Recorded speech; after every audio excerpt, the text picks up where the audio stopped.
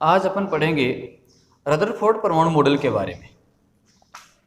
अपना जो मुख्य टॉपिक है वह रदरफोर्ड परमाणु मॉडल, इसके बारे में चर्चा करेंगे। तो सबसे पहले 1911 में रदरफोर्ड ने अपने दो शिष्यों, एक था गीगर और एक था मार्शडेन, इन दोनों के साथ मिलकर के इलेक्ट्रॉन प्रकीर्णन जो प्रयोग था, उसका मॉडल था, उसको प्रस्तुत किया था और उसी को आज अपन यहाँ पर पढ़ने वाले हैं। तो इसमें रदरफोर्ड का जो प्रयोग है उसके बारे में चर्चा करेंगे।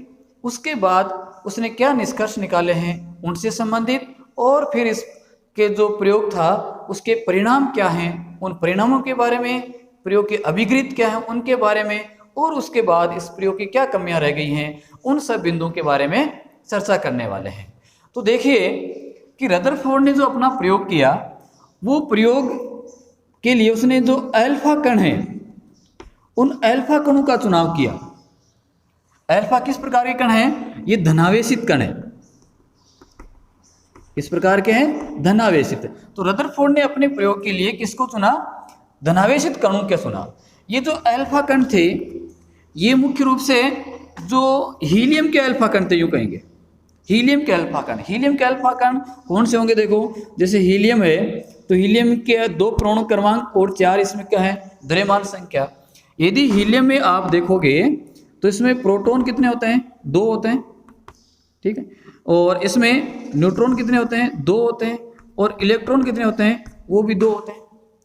तो इसने इसके नाभिक या इसका न्यूक्लियस का चयन किया, और किस प्रकार के? उसके धनावेशित कण का।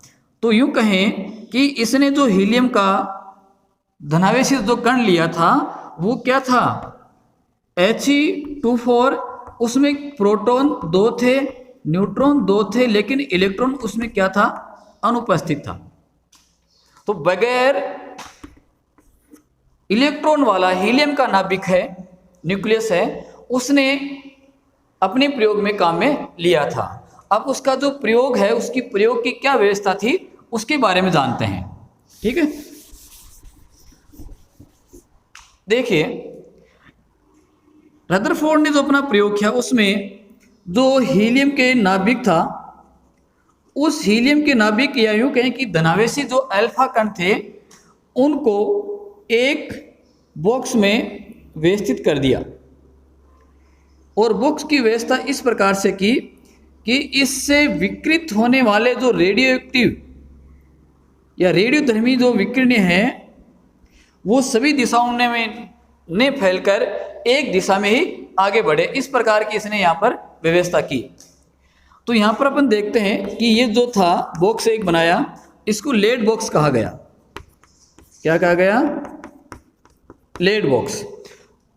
इस लेड बॉक्स से जो रेडियो एक्टिव विकिरण हैं वो सभी दिशाओं में फैलकर एक दिशा में आगे बढ़ रही हैं। तो ये जो रेडियो एक्टिव या यूं कहें कि जो अल्फा कण था, अल्फा कण किसका है? ये हीलियम का। हीलियम के अल्फा कण से जो रेडियो एक्टिव विकिरणें उत्सर्जित हो रही हैं, बाहर निकल रही हैं, वो एक दिशा में इस प्रकार से आगे बढ़ रही है, ऐसे।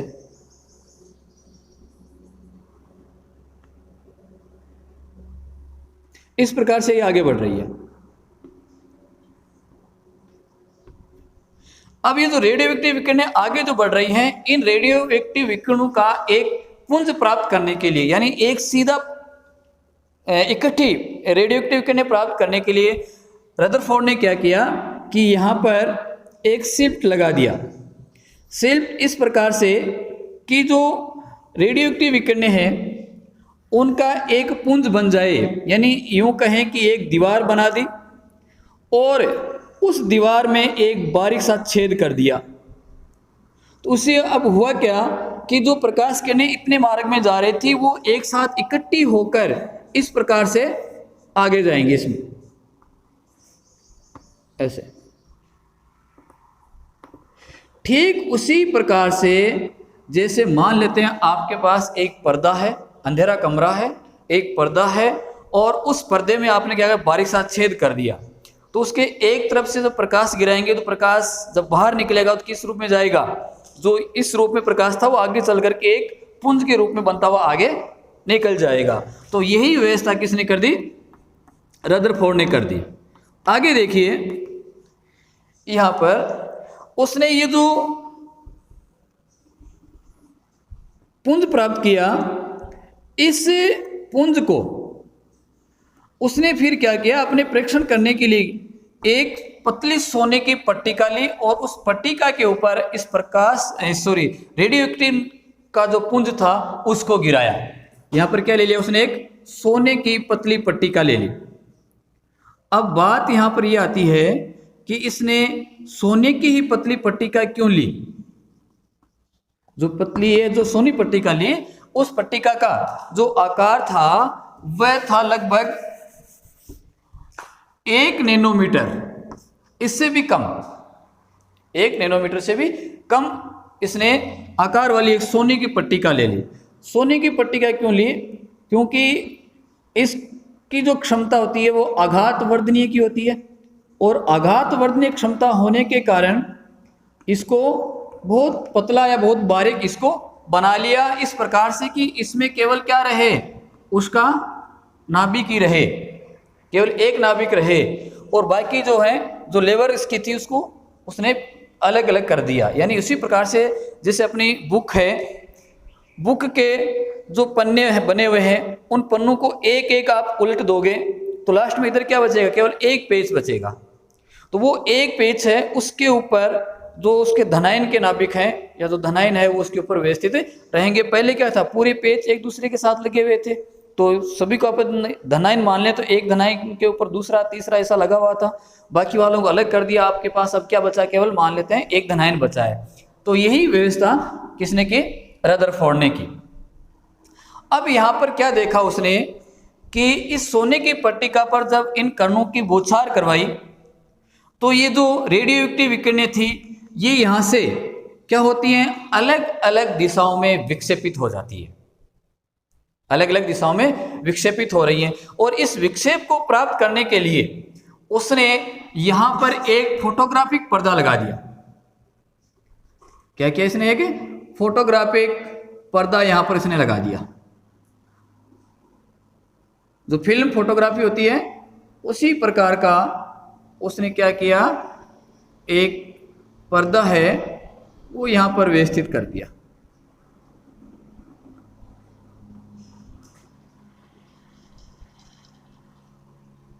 ठीक है, इस पर ZnS जिंक सल्फाइड की उसने क्या कर दी, लेप लगा दी, और जिंक सल्फाइड की लेप लगाई, और इससे क्या हुआ कि ये जो रेडियोएक्टिव विकिरणें आ रही थी यहां से क्या हो रही है, वो इस सतह से वो विक्षेपित हो रही हैं, और यहां पर वो अलग अलग इसके ऊपर क्या छोड़ रही है, स्पॉट छोड़ रही है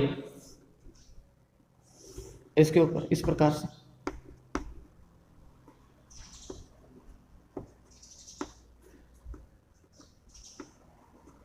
देखिए यहां पर जब इसने इस सोने की पट्टिका के ऊपर जब इस रेडियोएक्टिव विकिरणों पुंज को गिरवाया तो उसने देखा कि प्रकाश किरणें यहां से क्या हो गई, विक्षेपित हो गई, अलग अलग जो दिशाएं हैं उसमें ये विभाजित हो गई, और देखा कि सभी जो कोण हैं अलग अलग हैं, और कुछ एक जो कण थे वो वापस भी यहां से क्या हो गए,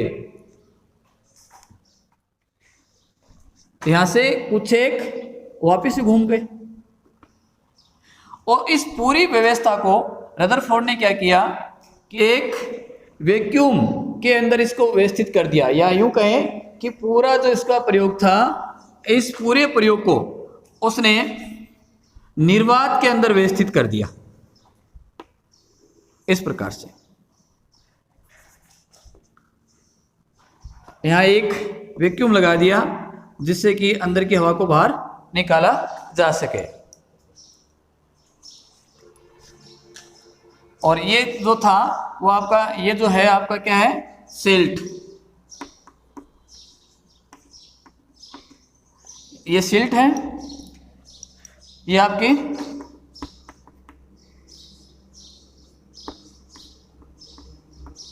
सोने की पन्नी है, जिसका मोटाई 1 नैनोमीटर से भी कम इसकी मोटाई है। यह है फोटोग्राफी फिल्म, यानी जो पुराने जो कैमरे आते थे उस कैमरे में जो रील आती थी जिसके ऊपर तस्वीर बनती थी, वो ये वाली प्लेट है, वो इसने यहाँ पर व्यवस्थित कर दी। ये इसका प्रयोग हो गया। इस प्रकार से उसने पूरे को प्रयोग को व्यवस्थित किया और अब यहाँ पर वो क्या करता है, इसके प्रेक्षण निकालता है। यहाँ पर उसके परिणाम देखता है कि उस प्रयोग के उसके क्या क्या परिणाम निकले हैं। उन परिणामों को उसने व्यवस्थित किया है या उसको समझाया है। तो सबसे पहले उसने देखा कि पहला जो इसका प्रयोग है, यानी प्रयोग का मैं क्या लिख रहा हूं, परिणाम बता रहा हूं आपका भी। ये तो क्या था, उसका प्रयोग था, ठीक है। अब प्रयोग से उसने क्या परिणाम निकाला वो देखो। कि पहली बात तो ये कि उसने देखा कि जो सोने की नाभिक पट्टिका थी उस पर जो उसने कणों की, हीलियम के कणों की बौछार करवाई, तो बौछार करवाने पर अधिकांश जो कण थे वो बिना विक्षेपित हुए इस सोने की पट्टिका से बाहर निकल गए। यानी इसको अपन यूं बना सकते हैं, इसको जैसे मान लिया कि ये एक सोने की पट्टिका थी, ठीक है, ये पट्टिका थी, ये इसका नाभिक था। अब इस पर जो प्रकाश जो इसमें रेडियोएक्टिव कण जो आ रहे थे, तो ये जो कण थे वो अधिकांश कण क्या हो गए, इसमें से सीधे पारगमित हो गए इसे, इस प्रकार से। कुछ एक जो कण थे वो इस प्रकार से विक्षेपित हुए, ऐसे। तो उसने देखा कि अधिकांश जो कण हैं वो सोने की पट्टिका से क्या हो गए, पारगमित हो गए, आगे निकल गए, उसमें किसी प्रकार का कोई विक्षेप नहीं आता है। और बहुत जो थोड़े कण थे वो थोड़े विक्षेपित भी हुए। यानी चलो इसको मिटा देता हूं मैं। अब इसके परिणाम देखते हैं। ये इसकी प्रायोगिक व्यवस्था थी, जो रदरफोर्ड का परमाणु मॉडल था उसकी प्रायोगिक व्यवस्था थी। अब इस प्रायोगिक व्यवस्था के परिणाम क्या निकलते हैं वो देखिए। परिणाम देखिए कि जो सोने की यहां पर पट्टिका ली गई, उस पट्टिका पर जो अल्फा कणों की बौछार इस पर करवाई गई, इसके ऊपर, तो अल्फा कणों की बौछार करवाने पर उसने देखा कि जो अधिकांश जो कण थे वो इसमें सीधे पारगमित हो गए, सीधे बाहर की ओर निकल गए। कुछ एक कण ऐसे थे जो किसी कोण से क्या हो गए, विक्षेपित हो गए, इस प्रकार से। तो पहली बात क्या कही कि अधिकांश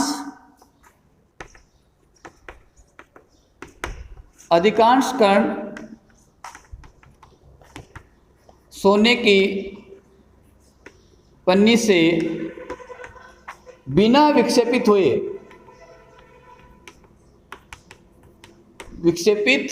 हुए बाहर निकल गए।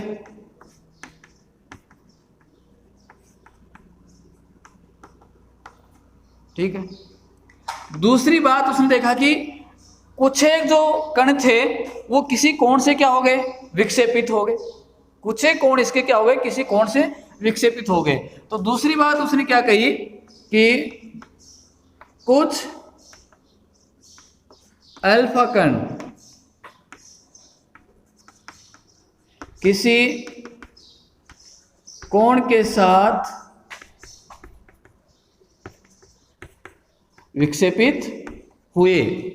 लेकिन तीसरी जो सबसे महत्वपूर्ण उसने बात देखी वो ये कि लगभग 20,000 कणों में से एक कण ऐसा था जो जिस मार्ग से गया था वह टकराकर वापस उसी मार्ग में आ गया,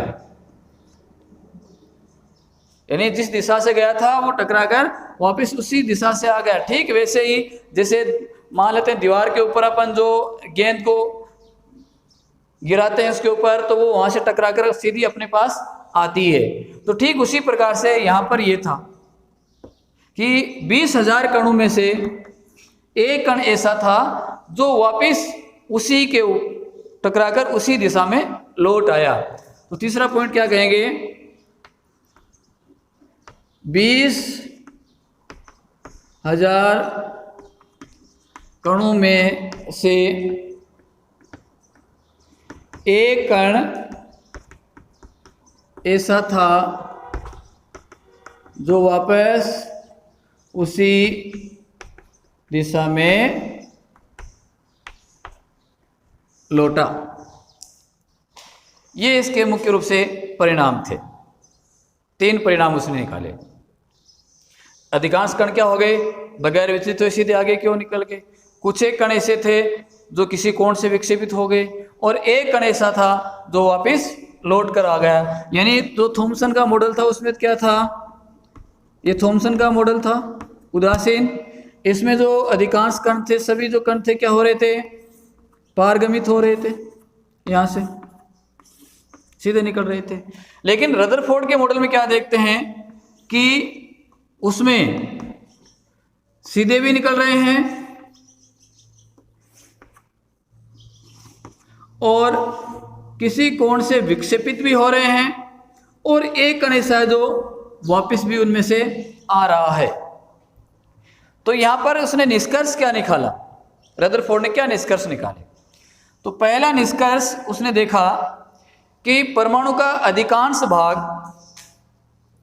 जो बात थॉमसन ने कही थी कि परमाणु का अधिकांश भाग रिक्त होता है, वो चीज भी यहां पर सिद्ध हो जाती है कि अधिकांश कण क्या हो गए, बगैर मार्ग से किसी कोण से विचलित हुए सीधे आगे निकल गए। तो पहला इसने निष्कर्ष क्या दिया कि परमाणु का अधिकांश जो भाग है वह कैसा होता है, रिक्त होता है या खोखला होता है।